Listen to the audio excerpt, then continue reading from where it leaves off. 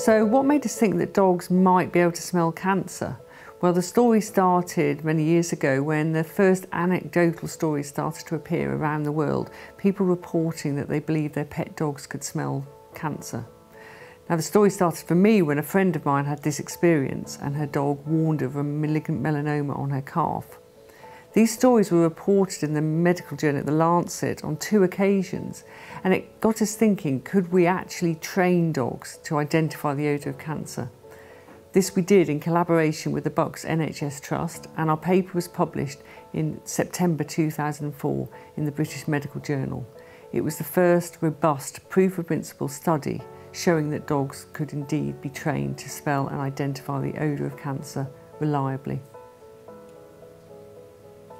After we learnt that dogs could indeed be trained to recognise the smell of human cancer, there was huge amounts of interest from all over the world, and this has led to a large number of research projects.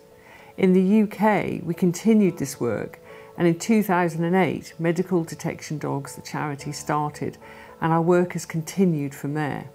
We particularly investigate ways in which dogs can assist in human health by learning to recognise a whole range of different human cancers.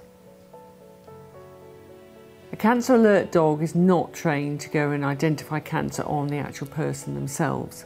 So a cancer alert dog does not go and sit beside someone who has cancer.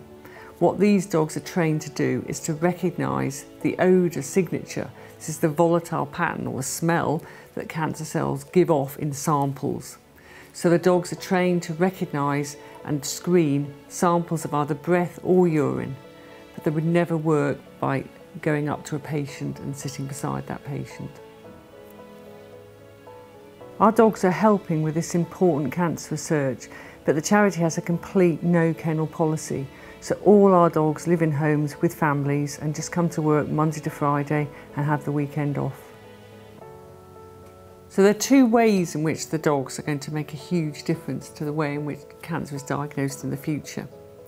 Firstly, if a machine can be designed that mimics the dog's nose, this means that it could change the way cancer is screened in the future. Using a nanosensor that would look for the same volatile pattern that dogs use would mean that there was cheap, non-invasive, reliable ways of diagnosing cancer early and therefore saving thousands of lives. And this isn't science fiction. Since the 2004 study, there have already been 3 electronic nose systems designed, stemming from the work of the dogs, which have indicated that this is a true possibility. In the shorter term, dogs can help by offering second-line screening. So for cancers that are particularly difficult to identify, for example prostate cancer in men, the current test, PSA blood test, has a 75% false positive rate, meaning that 3 in every 4 men who have a raised level, in fact, have not got cancer. The dogs could offer a service whereby they screen a urine sample from a man with a high PSA and giving an indication with a very low false positive rate of whether or not the man has a possibility of prostate cancer. The 2 tests combined would be much more reliable, give a much higher level of predictability, and therefore could save thousands of lives.